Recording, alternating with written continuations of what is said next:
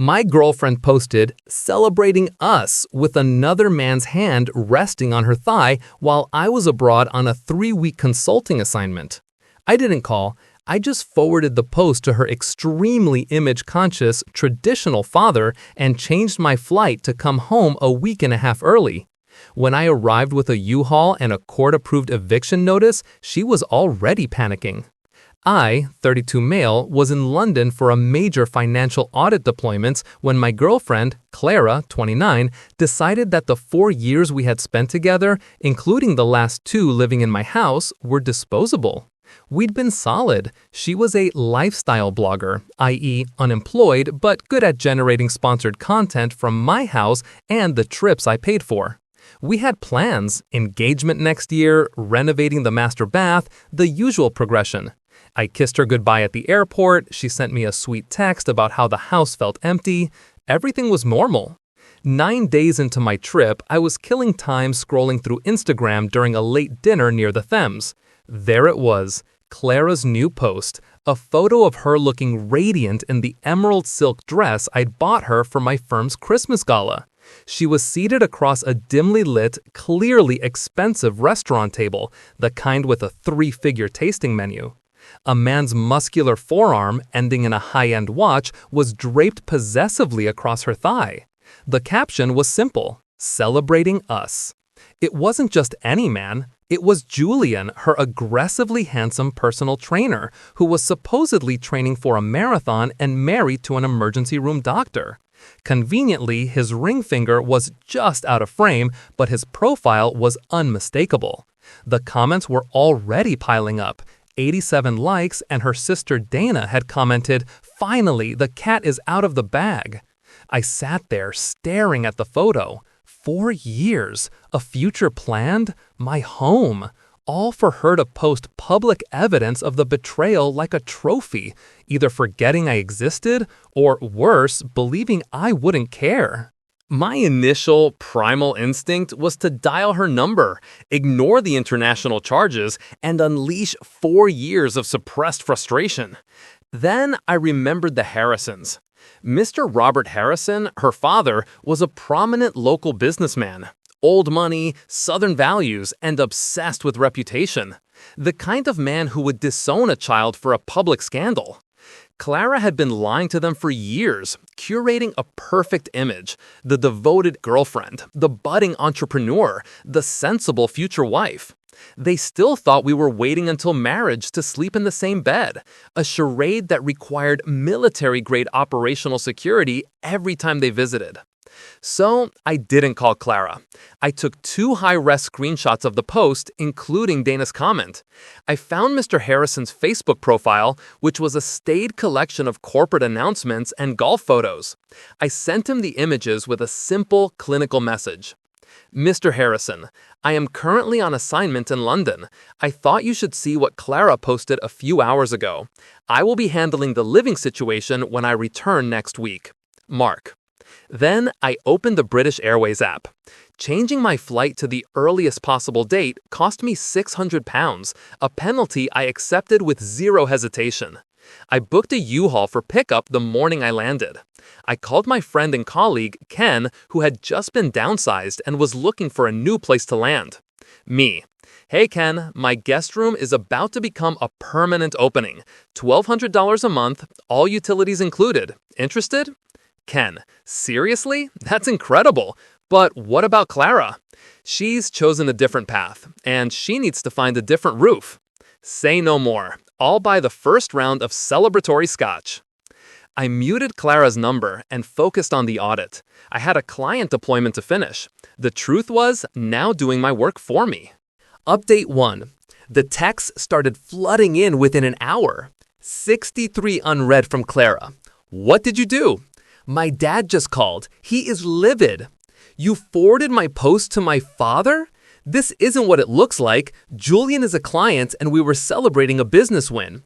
A business win at a $400 a head steakhouse in my anniversary dress.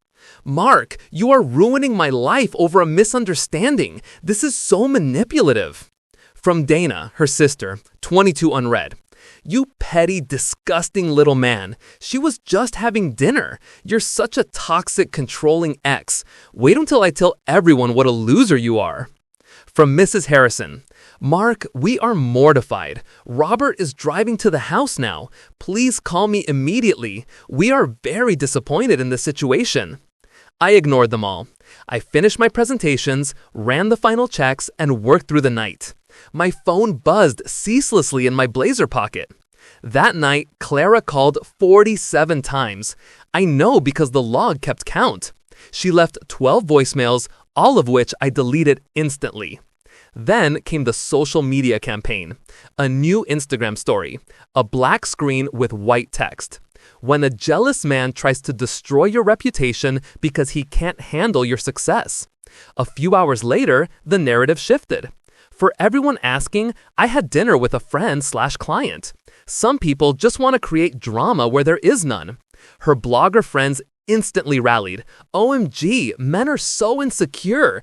Dump his controlling butt, babe." The next morning, Mr. Harrison called. He left one voicemail, the tone tight and severe. "Mark, this is Robert Harrison. I seen the photograph and I've heard Clara's explanation, which is thin at best. However, involving her mother and me in this manner was highly inappropriate. We need to discuss this like adults." Like adults, Rich coming from the man whose adult daughter has been lying to him for 4 years about her entire lifestyle. Thursday night, Clara got theatrical, posting a photo of herself looking heartbroken, mascara tracks perfectly visible on her cheeks, with the caption, "A heartbreak is a small price to pay for freedom." I almost broke then, almost called to rage, but then I remembered the photo, his hand, that watch, my emerald dress. I screenshotted the new post and filed it away. Receipts. Friday, I landed at 8 a.m. Update 2. As I expected, Clara was at the house when the U-Haul and Ken pulled up. She packed 3 small boxes of my things and dumped them near the door, clearly intending to play the "I was ready to leave anyway" card. When she saw the size of the truck and Ken, who is 6'5" and intimidating, her face crumbled. She ran out screaming, phone recording, "I'm documenting this illegal harassment. You can't just throw me out." I unlocked the door and walked past her. "The house is solely in my name. I'm legally required to give you 30 days notice as a month-to-month tenant at sufferance, and here it is." I handed her a professionally printed, notarized document, the formal notice of termination of tenancy.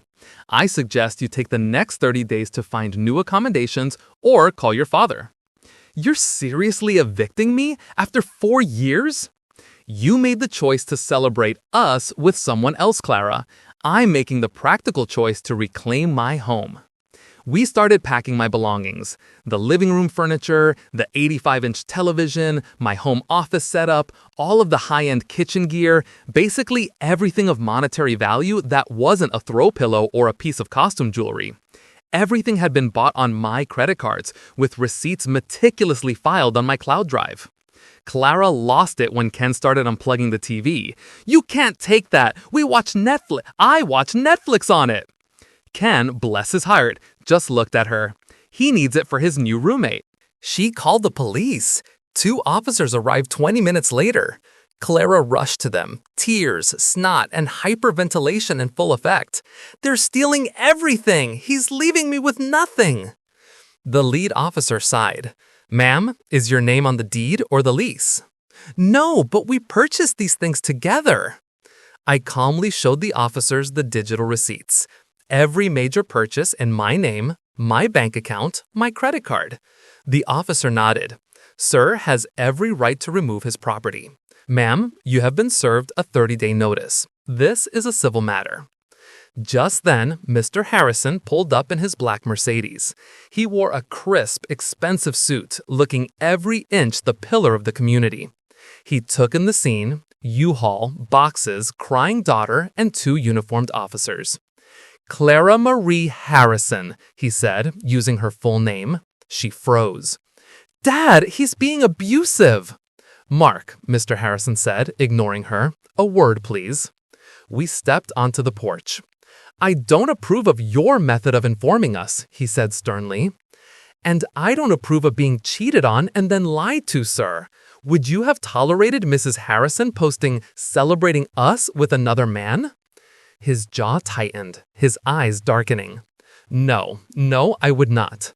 What will it take for you to withdraw that notice?" "The return of time, Mr. Harrison, specifically the last 4 years." He just nodded slowly. "She will be out within the week. Do you understand? She has 30 days legally, but she will be out within the week." He gave Clara a look that promised a reckoning far worse than anything I could inflict. Update 3. Clara did not in fact leave within the week. Instead, she became a martyr. She posted constantly about her strength, about surviving financial abuse, and starting over with nothing. Her aunt, Mrs. Harrison's sister, commented, "Didn't you just post about celebrating a business win with a married man?" That comment vanished almost instantly. She changed tactics. Julian's car, a leased Audi, was now constantly in my assigned driveway spot. They posted stories from my balcony with expensive wine glasses. Ken texted me, "Dude, she's trying to make you jealous."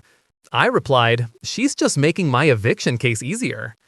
I documented everything: his car, the overnight stays, a clear lease/guest policy violation, the location-tagged stories at my address.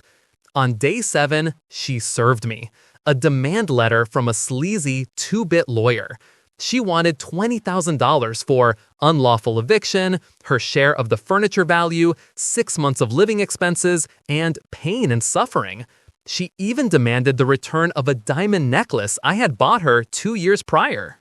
I sent it to my corporate lawyer contact, Tommy. His response was a single line. "She wants money for gifts, and she's squatting in your house? Frame this. I'll send the legal equivalent of a nuclear missile tomorrow." Tommy sent back a formal complaint for unlawful detainer and the request for an expedited court hearing, citing her violation of the guest policy and her failure to vacate after formal notice. That's when Clara went nuclear. Update 4. She called my firm's HR department, claiming I was emotionally unstable and had threatened her. Thank God my director, Ben, was aware of the situation. Ben shut it down immediately, marking it as clear harassment and noting her behavior on the company log. Then she hit LinkedIn, posting a vague screed about surviving narcissistic abuse in the financial sector.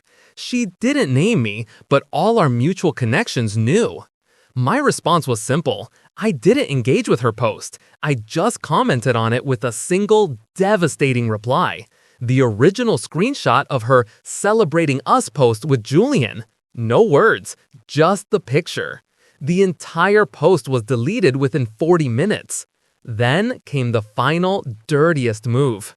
She called her parents and claimed I had been stealing from her, emptying her savings account and locking up her valuable jewelry. Mr. Harrison called immediately. "Mark, Clara says you've accessed her private accounts. If there's any truth to this." "Mr. Harrison, check the date she is claiming I accessed her safe deposit box, the 11th.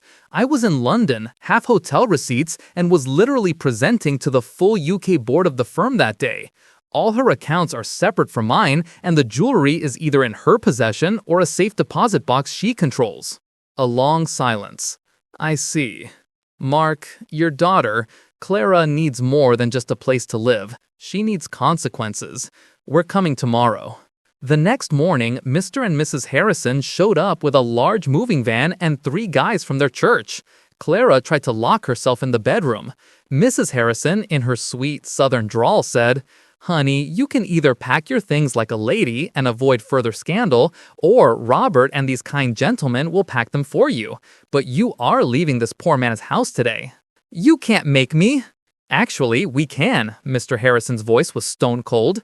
"Either you come with us now, or we stop paying your trust fund stipend, your car note, your health insurance, and that ridiculous credit card bill you think we don't monitor. The choice is yours."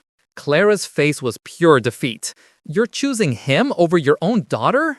"We're choosing truth over a public spectacle," Mrs. Harrison interjected, her voice suddenly iron hard. "That man you were embracing in that photograph, Julian's wife called me. They are not separated. They are in intensive counseling. You are a homewrecker and a liar, Clara. You have shamed this family."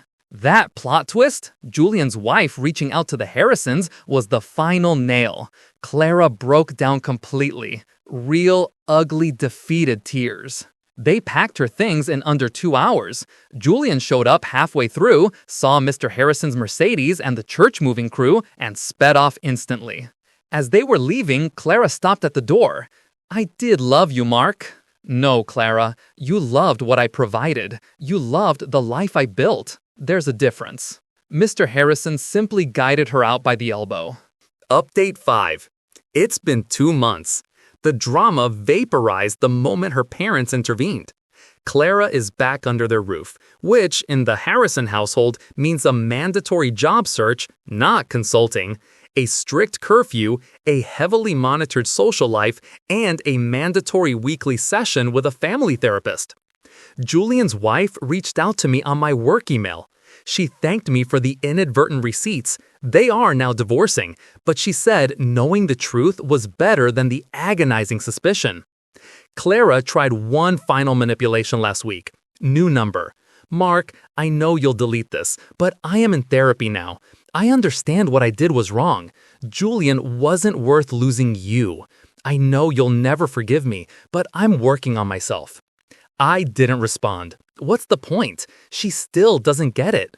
Julian wasn't worth losing you still frames the issue as a choice between two men, not a violation of trust, respect, and basic decency.